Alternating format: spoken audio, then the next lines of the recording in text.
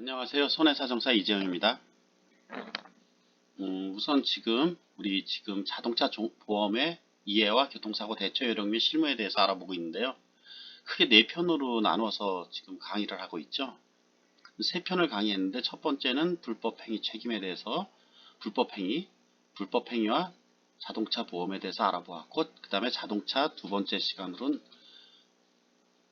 자동차 종합보험의 구성이 어떻게 되어 있는가에 대해서 알아보는 시간을 가졌고, 세 번째로는 교통사고 관련 법규 이 개괄에 대해서 알아보고, 그 다음에 교통사고 발생 시 대처 요령에 대해서 알아보는 시간을 가졌습니다.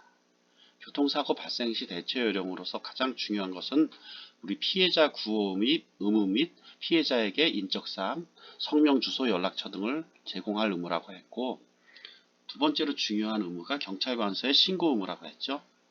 그 다음에 자동차 보험 접수 및 접수는 그 다음 문제라고 했습니다. 이번 시간은 그 네 번째 시간이죠. 우리 자동차 보험의 이해와 교통사고 실무 그 끝 시간으로 교통사고 실무 사례에 대해서 한번 알아보도록 하겠습니다. 크게 네 가지 주제로 한번 알아볼 텐데요. 첫 번째, 우리 과실이란 무엇인가?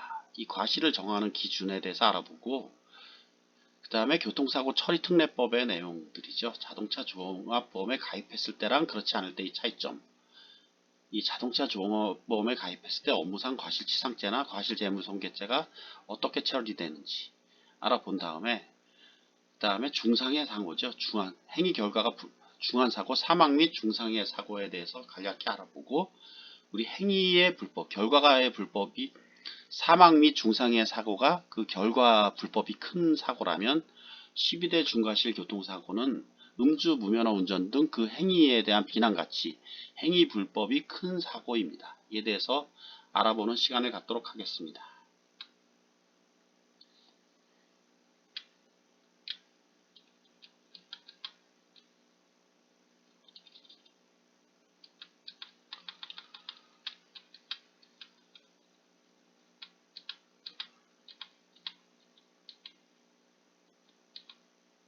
교통사고 실무 사례, 목차 이렇게 네 가지 알아봤고요. 자, 지금부터 본격적으로 강의하면 우리 과실의 개념이 상대설, 절대설이라고 제목이 되어 있는데, 이 과실에 대비되는 말이 고의죠. 이 고의라는 것의 개념이 어떻게 정의를 내릴 것인가? 한번 예시를 들어서 우리 자동차 안에 내비게이션, 카오디오를 한번 어떤 사람이 훔친다라는 그 장면을 한번 연상해 보도록 하겠습니다. 이 사람이 자동차 안에 카오디오가 있다라는 것을 인식하겠죠. 그리고 카오디오를 내 소유로 만든다, 훔친다, 의도. 그 소유를 다른 사람의 물건인 그 소유를 내 소유로 만들겠다는 의사. 이것이 절도 의사표시죠. 이것이 절도의 고의입니다. 이 고의의 내용을 잘 들여다보면 인식과 의도, 크게 두 가지 심리 상태가 있다는 것을 알 수 있습니다. 이 고의사고, 우리 형사처벌의 원칙은 고의사고를 형사처벌하는 것이 원칙입니다. 과실사고는 아주 애외적인 경우에만 처벌하는데, 이 사람의 생명과 신체에 관련된 것, 이런 경우에만 처벌을 하죠. 이 과실은 일부러 내는 게 아니기 때문에 그 행위 불법이 크다고 볼 수 없습니다. 하지만 이 과실, 주의 의무를 다하지 아니하여 이렇게 앞에서 말씀드린 어떤 사물에 대한 인식과 그 행위에 대한 의도가 탈락한 심리 상태를 우리 과실이라고 정의할 수 있습니다.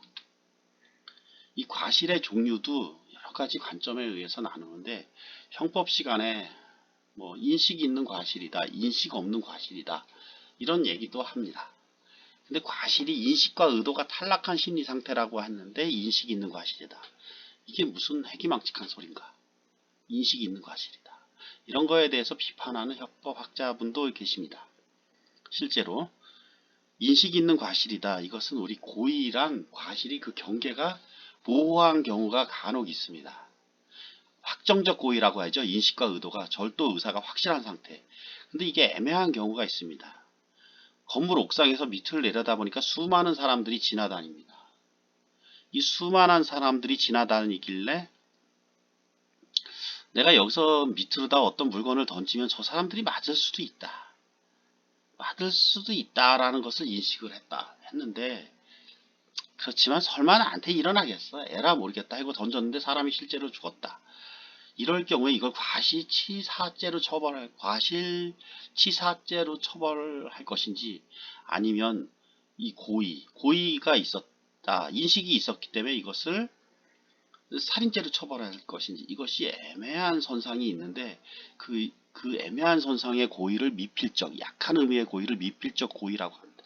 형법학에서. 이것을 구별하기 위해서 인식이 있는 과실이다, 인식 없는 과실이다, 뭐 이런 학설들이 오가는 겁니다.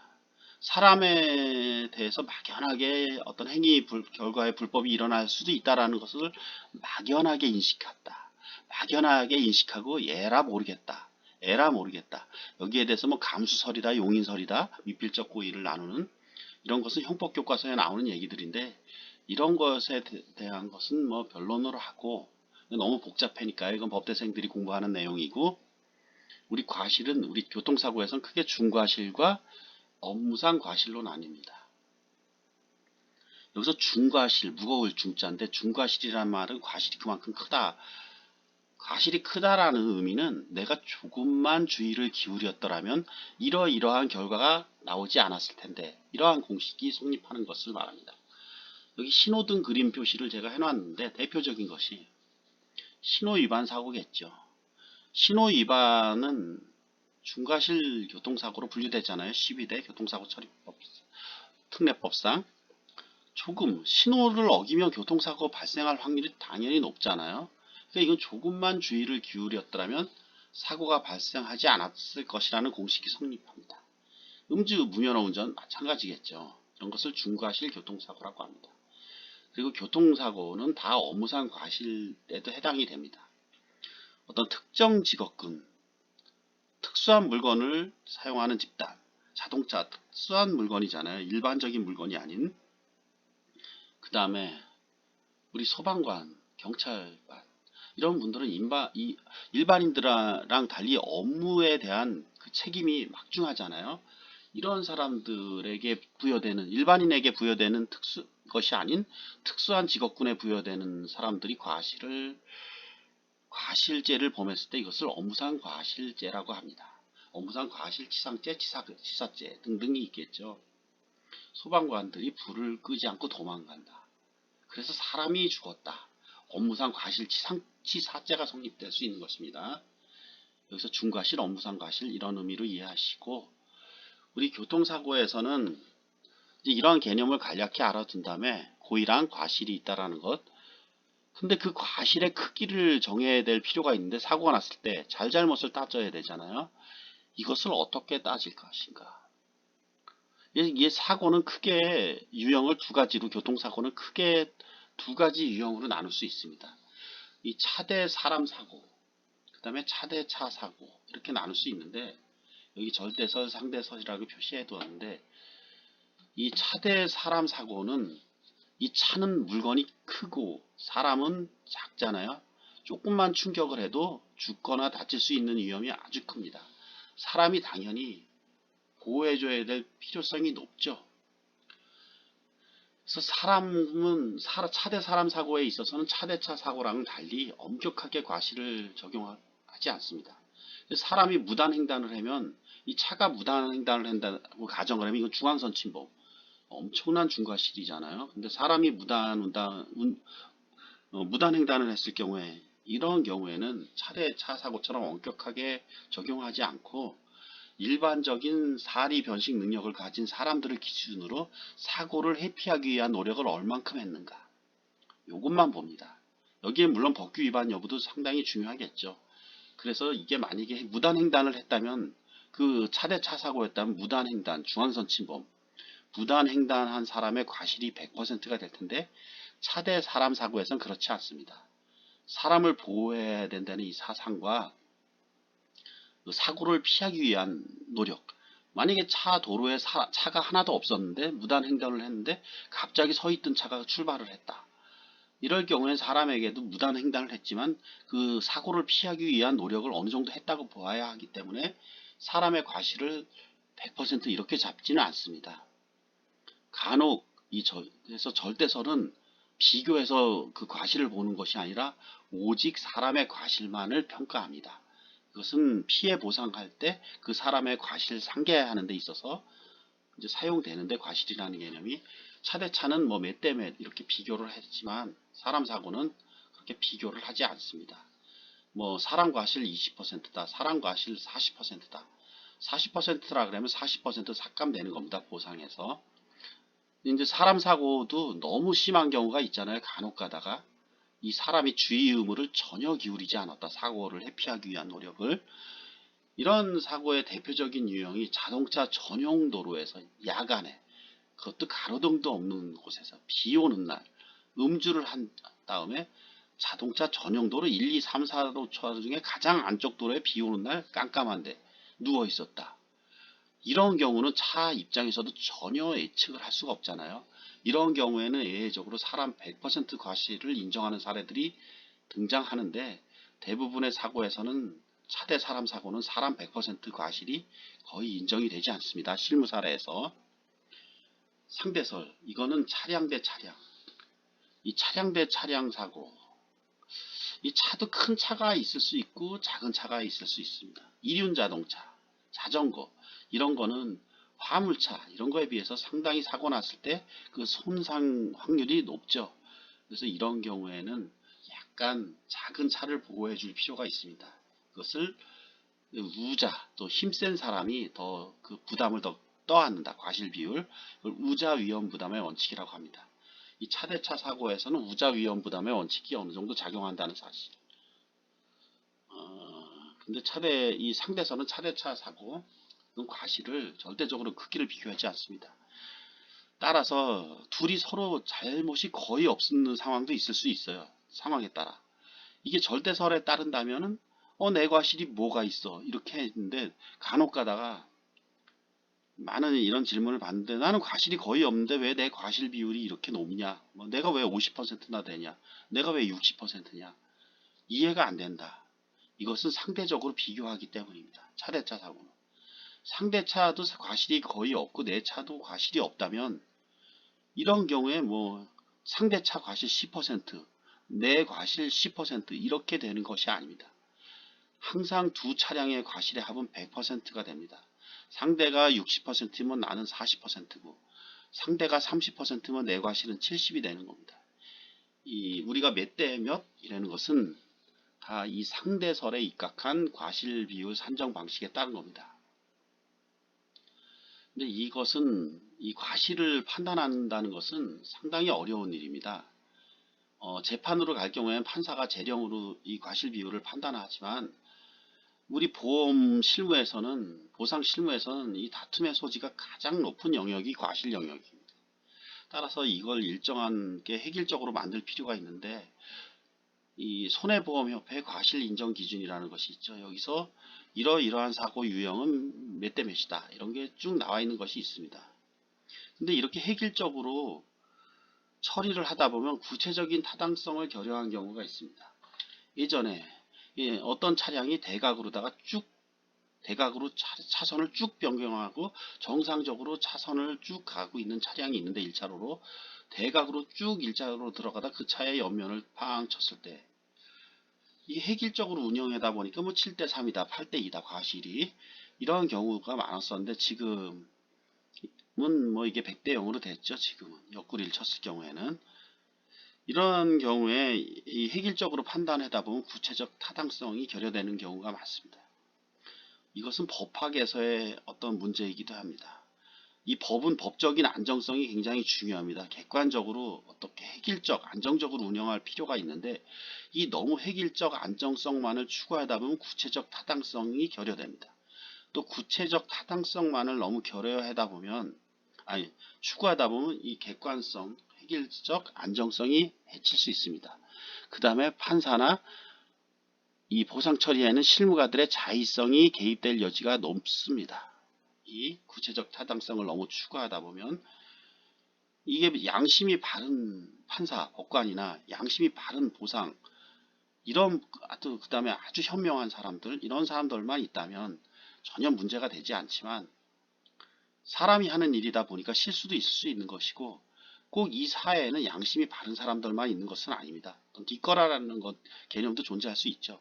그렇기 때문에 이 구체적 타당성을만을 너무 추구한다는 것도 상당히 위험성이 있습니다. 근데 이 방송에서 보면 또 이거 획일적으로 운영하다 보면 구체적 타당성이 결여되기 때문에 이걸 또 비난하는 사례도 적지 않은데 이게 참 어려운 문제입니다. 사실 이걸 정확하게 이 양자를 어떻게 조화시킬 것인가의 문제, 이것은 아직도 법학에서 영원히 해결해야 될 과제로 남아 있는데 이 인문학 같은 경우에는 영원히 해결이 안 됩니다. 사실 항상 그 경계선상에 놓인 문제들이 발생하기 때문에 이것은 계속 데이터가 누적되고 어느 정도 정답에 가까이 가려고 할 뿐이지 힘들다고 봐야 됩니다.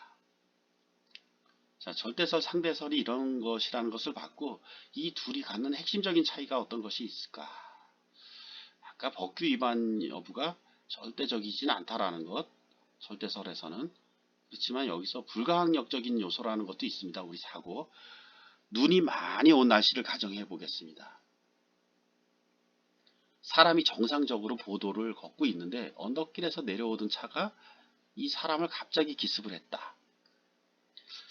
이 사람한테 어떠한 과실을 물을 수 있습니까? 없죠. 이런 경우에. 근데 이 차 입장에서도 억울하잖아요. 눈이 너무 많이 내려서 불가항력적인 상황. 이 불가항력적인 요소를 누가 떠안을 것인가? 절대설에서는 차량이 다 떠안죠. 근데 상대설에서는 이러한 상황까지도 상대적으로 서로 배분이 된다는 이런 차이점이 있습니다. 예, 과실에 대해서는 이 정도 알아보고 우리 자동차 종합보험과 업무상 과실치상죄, 과실재무손괴죄라고 타이틀이 되어 있는데 이건 교통사고 처리 특례법에 나와 있죠. 이 내용들이 그 형법에 있는 내용과 도로교통법에 있는 이 법조항을 그대로 교통사고 처리 특례법에서 이제 인용하고 있는데 일단 우선 사람을 업무상 과실 또는 중대한 과실로 인하여 사람을 사상, 여기서 사상이라는 것은 죽게 하거나 다치게 했다라는 뜻인데 이렇게 한 경우에는 5년 이하의 금고, 과실죄는 징역형이 아니라 금고형에 처하는 것이 일반적입니다. 징역과 금고의 차이는 일을 하느냐 안 하느냐, 노역을 하느냐 안 하느냐. 사상범이나 과실범 이런 경우는 주로 금고형에 처해집니다. 금고 또는 2천만원 이하의 벌금에 처해집니다. 도로교통법 제151조 차 또는 노면 전차의 운전자가 업무상 필요한 주의를 게을리하거나 중대한 과실로 다른 사람의 건조물이나 그 밖의 재물을 손괴한 경우에는 2년 이하의 금고나 500만원 이하의 벌금에 처한다 라고 되어 있는데 이것이 우리 교통사고 처리특례법에서는 형사처벌의 특례가 인정되죠. 이렇게 일반적인 업무상 중과 또는 중과실치상죄의 경우 죽는 사고는 아닙니다. 다치는 사고죠. 도로교통법 제151조 과실재물손괴죄죠. 방금 인한 재물손괴죄를 범했을 경우에는 이 피해자의 명시한 의사에 반하여 형사처벌을 할 수 없다. 즉 피해자가 처벌 불원의 의사, 형사처벌을 원하지 않는다라는 의사표시를 하게 되면 형사처벌을 할 수 없습니다. 이러한 과실죄는. 이 교통사고 처리 특례법에 나와 있는 내용이죠. 이를 우리는 형법학에선 반의사, 불벌죄라고 합니다. 의사에 반하여 불벌, 처벌을 할 수 없다. 없는 채. 그런데 더 나아가서 우리 교통사고 처리 특례법은 자동차 종합보험이나 종합공제에 가입한 후에 운전을 하던 중 이와 같은 죄를 범했을 경우에 아예 공소를 제기할 수 없다. 검사가 공소를 제기한다는 법원에 공소를 제기할 수 없으면 아예 형사처벌에 대한 판단을 할 수 없기 때문에 형사처벌이 아예 면제된다는 뜻입니다. 그렇지만 이렇게 모든 형사처벌을 면제한다면 이거 당연히 문제가 발생할 수밖에 없죠. 교통사고가 많이 날 수밖에 없고 피해자 구호에는 아주 심각한 해를 끼칠 우려가 있죠. 피해자 구호에 있어서는.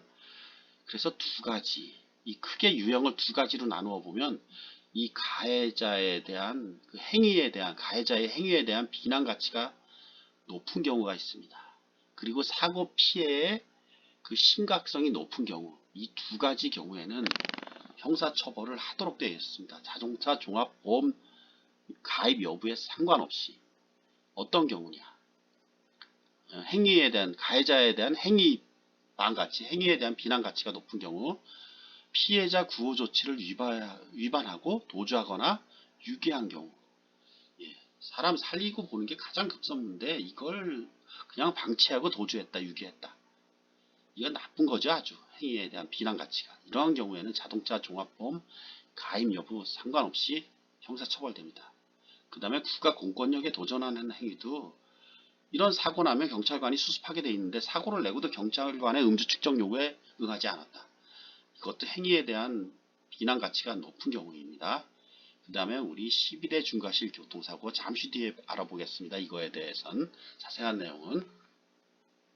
그 다음에 행위에 대한 비난 가치보다는 사고 피해가 너무 높다. 피해자 사망사고, 이거 아주 중요한 사고, 다시는 돌이킬 수 없는 강을 건넌 거잖아요.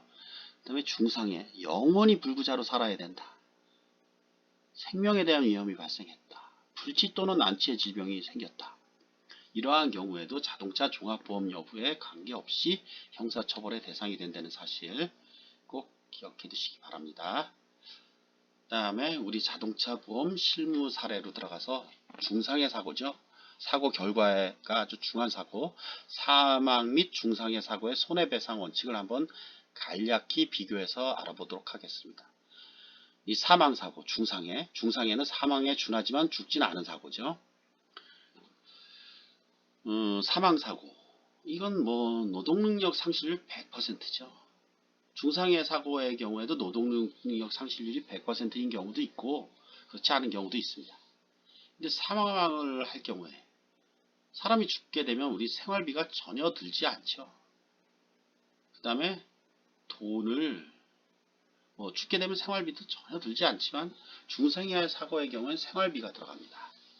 그 다음에 사망을 하게 되면 그 사망보험을 죽은 사람이 받을 수 없으니까 상속 문제가 발생합니다. 근데 중상해 사고의 경우에는 이런 아직 살아있으니까 상속 문제는 발생하지 않지만 이게 또 간병인을 고용해야 되는 등 생활비, 치료비 이런 것들이 무지막지하게 들어갈 수 있죠.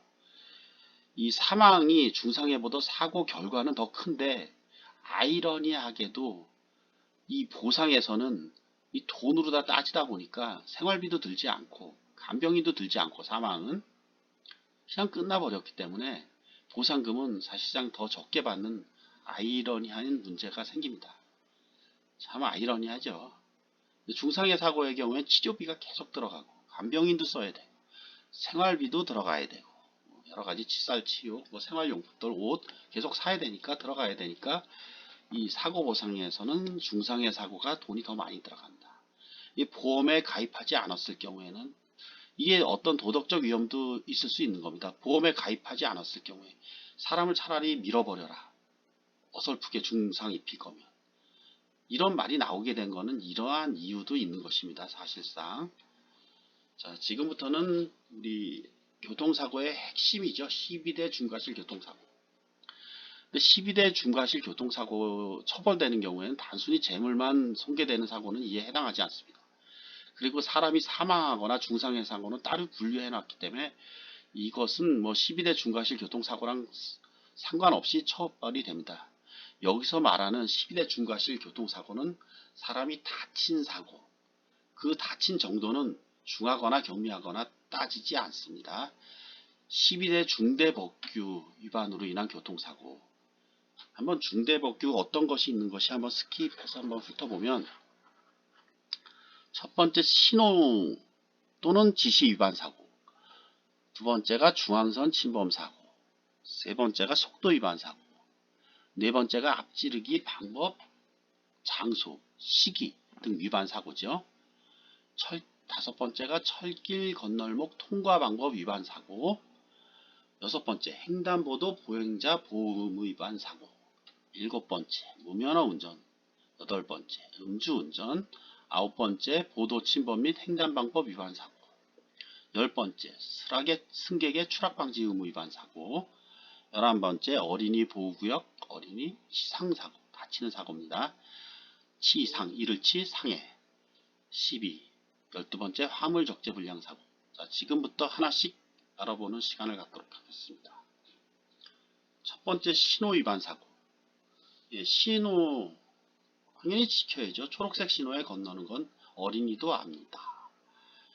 신호, 이것은 당연히 지켜야죠. 근데 신호는 빨간색인데 경찰관이 가라고 지시한다. 이런 경우에는 어떻게 해야 되나? 경찰관의 지시가 우선합니다. 이것만 기억해 두시고요. 중앙선 침범 사고. 이 중앙선 침범, 대부분 우리 민법에서 민사상 과실 비율이 문제되는데, 이 대부분 과실이 100%입니다. 중앙선 침범의 경우에. 근데 그렇지 않을 수도 있습니다. 이 과실을 따지는 원리는 결과에 대한 예측 가능성과 회피 가능성 여부를 따지는데, 중앙선을 침범했을지라도 만약에 도로가 넓어서 옆으로 피할 가능성, 사고를 회피할 가능성이 있었다면 그 사고를 당한 차량 입장에서도 과실이 일부 잡히는 경우가 있습니다. 이 고속도로나 자동차 전용 도로에서는 횡단하는 것 또는 유턴하는 것, 후진하는 사고도 중앙선 침범 사고에 해당한다는 사실, 이거 기억해 두셔야 되겠죠. 우리 속도 위반 사고, 규정 속도가라는 것이 있는데, 도로에는 뭐 최고 규정 속도, 시속 80km, 제한 속도 50km 이런 것이 있는데, 이것을 20km를 초과하여 운전하는 것이 속도 위반입니다. 여기서 초과라고 되어 있습니다. 초과. 즉 20km를 조금이라도 넘어야 된다는 뜻이죠. 그 규정 속도를. 초과하지 않은 경우 속도 위반은 아닙니다. 추월을 할 경우에는 80km 도로에서 90km로 추월할 수 있는 겁니다. 속도를 좀 붙여서. 이것이 속도 위반이 20km를 초과하여 운전하는 경우라는 사실. 그 다음에 앞지르기 방법 등 위반. 대표적인 경우를 한번 살펴보면 앞지르기가 금지되는 시기가 있죠. 앞차와 그 좌측에 차량이 나란히 가고 있는데, 이게 앞지를 공간이 전혀 없는데 그 사이를 비집고 앞지르려고 하는 경우는 안 되겠죠. 그 다음에 앞차가 다른 차를 앞지르고 있는데 그 앞지르고 있는 차를 또 앞지른다. 사고의 위험성이 상당히 높겠죠. 이런 경우에도 앞지르기가 금지됩니다. 그 다음에 경찰 공무원이 정지나 서행 지시를 하고 있는 상황. 이런 상황에서 앞지르기는 당연히 금지됩니다. 앞지르기가 금지되는 장소도 있죠. 위험한 곳이죠. 앞지르기가 금지되는 곳은 앞지르기를 할 경우에 사고로 이어질 아주 위험한 곳. 교차로에서는 앞지르기가 금지됩니다. 그 다음에 터널 안, 다리 위, 그 다음에 구부러진 도로의 구부러진 곳과 비탈길에선 시야가 확보가 안 되죠. 비탈길의 고갯마루 부근 또는 가파른 비탈길의 내리막길 아주 위험하잖아요. 이러한 곳에서는 앞지르기가 금지됩니다. 앞지르기가 금지되는 상황에서는 끼어들기도 금지됩니다. 당연히 끼어들기를 하려면 앞질러서 끼어들어야 되는 거니까 끼어드는 것도 안 되는 겁니다. 이렇게. 그다음에 철길 건널목 통과 방법 위반 사고. 철로 사고는 아주 기차랑 부딪히면 이건 100% 이건 아주 위험한 사고로 이어질 수 있죠. 따라서 이 철길 건널목에서는 반드시 일시정지하여 좌우를 확인한 후 안전한지 확인하고 통과를 해야 됩니다. 하지만 신호가 있는 곳이 있잖아요. 내려왔다 올라갔다. 신호가 있는 곳에서는 일시정지하지 아니하고 그 신호에 따르면 됩니다. 횡단보도 보행자 보호의무 위반 사고. 횡단보도에서 보행자가 건너고 있다. 그러면 나는 신호가 초록색이니까 그냥 갈래. 이거 안 됩니다. 신호 여부에 상관없이 사람이 건너고 있으면 무조건 운전자는 서야 합니다. 당연한 얘기겠죠. 사람이 중요한 거니까. 어쨌든 사람이 법을 어겼을지라도. 그 다음에 무면허 운전. 면허도 없는 사람이 운전을 하면 이건 상당히 위험한 행위잖아요. 누가 봐도 어린이가 운전을 한다. 이게 안 될 노릇이요. 사고로 이어지죠. 요즘에 무면허 운전 학생들 카폭, 차폭, 오토바이 폭주족 이런 것들 쭉 있는데, 이 면허증을 따지 않고 취득하지 않고 운전을 한다면 상당히 위험하기 때문에 이 무면허 운전은 당연히 금지됩니다. 면허증을 취득하지 못한 경우 당연히 해당되는 얘기고, 우리 면허증의 적성 검사라는 게 있는데 이 기간이 도과해서 지나쳐도 무면허 상태가 됩니다. 면허 취소될 수 있습니다. 조심하셔야 됩니다. 그 다음에 음주운전 등으로 면허가 정지됐다, 100일 정지됐다, 40일 정지됐다. 뭐 이런 경우에 그 정지 기간 동안에 무면허 운전이라는 사실 중요하죠. 군대 운전면허를 사회 운전을 한다. 이것도 안 됩니다. 그다음에 국제 운전면허증도 소지하지 않고 운전하는 경우 이것도 무면허 운전입니다. 아주 조심하셔야 합니다. 절대 무면허 운전. 무면허 운전, 음주운전은 사고부담금 관련해서도 우리 자동차 보험에서 아주 중한 사고부담금이 부과되기 때문에 아주 위험하죠. 그 다음에 음주, 약물 등 위험한 운전은 금지됩니다. 음주운전의 기준은 우리나라는 획일적, 서양은 가끔가다 실질적으로 판단하는 경우도 있습니다. 애 나무 다리 건너라. 근데 우리나라는 획일적으로 판단을 합니다. 혈중 알코올 농도가 예전엔 0.05% 이상이면 면허 정지였지만 지금은 더 기준을 강화해서 0.03% 이상이면 면허가 정지됩니다. 그리고 0.08% 이상이면 면허가 취소됩니다. 그리고 가끔 생계가 곤란한 이 운전이 직업이신 분들을 위해서 이런 구제제도라는 게 형량을 감경해 주는 경우가 있는데, 이러한 어떠한 경우에도 0.1% 이상의 혈중 알코올 농도는 구제가 불가능하니 이 또한 기억해 두셔야 합니다. 그 다음에 그 음주운전이라는 것은 술만 먹은 것만 해당되는 것이 아니라 과로나 질병, 그 다음에 마약 등을 복용해 갖고 정상적인 운전을 할 수 없는 상태에서 운전하는 것도 이 음주운전 등 위험 운전에 해당되니까 금지된다는 사실 기억해 두셔야 되겠죠. 보도 침범 및 횡단방법 위반 사고. 차량은 보도를 당연히 침범해주고 믿지 말고 차도를 달려야죠. 사람은 보도로 통과해야 해요. 근데 부득이 여기서 주의해야 될 사항은 도로 바깥으로 차가 나가야 될 상황이 있잖아요. 이럴 경우에는 반드시 일시정지하여 그 보도로 걷는 통행인이 있는지 없는지 여부를 살피는 통과해야 합니다. 이건 당연한 규정이죠.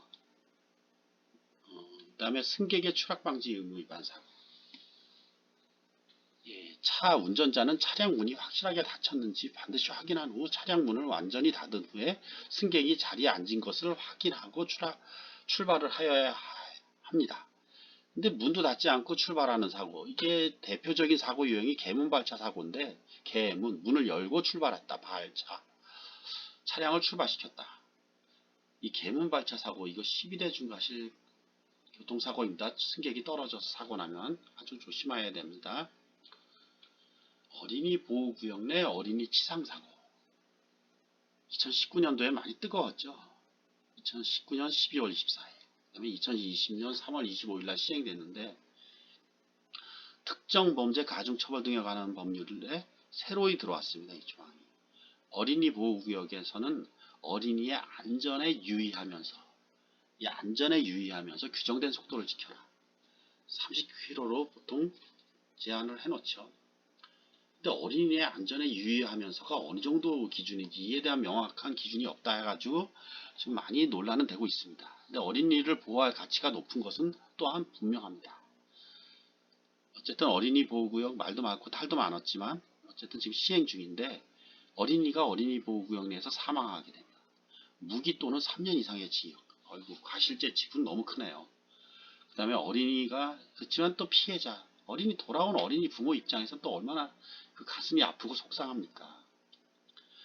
항상 어느 기준에서 생각하느냐에 따라 그 입장은 달라지는 겁니다. 어린이 치상 시 다쳤을 경우에는 1년 이상 15년 이하의 징역 또는 500만원 이상 3천만원 이하의 벌금에 처해진다. 이게 음주운전이랑 대비되죠. 음주운전 치상 시에 1년 이상 15년 이하의 징역이라는 것은 똑같습니다.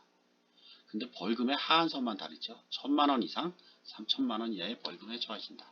음주운전 치상사고는 이 점만 차이 납니다. 이 화물적재불량사고도 예전에는 9대 중과실 교통사고, 10대 중과실 교통사고 이랬다가 지금 12대 중과실 교통사고로 확립되었는데, 모든 자동차는 화물이 떨어지지 않도록 주의할, 단단히 고정해서 화물이 떨어지지 않도록 주의한 필요한 조치를 다할 의무가 있습니다. 이것은 화물 자동차만 해당되는 게 아니라 모든 자동차, 따라서 이륜 자동차도 해당되겠죠. 이번 시간까지 우리 자동차 보험의 이해와 교통사고 실무 사례에 대해서 쭉 4편으로 나눠서 다뤄보았는데요.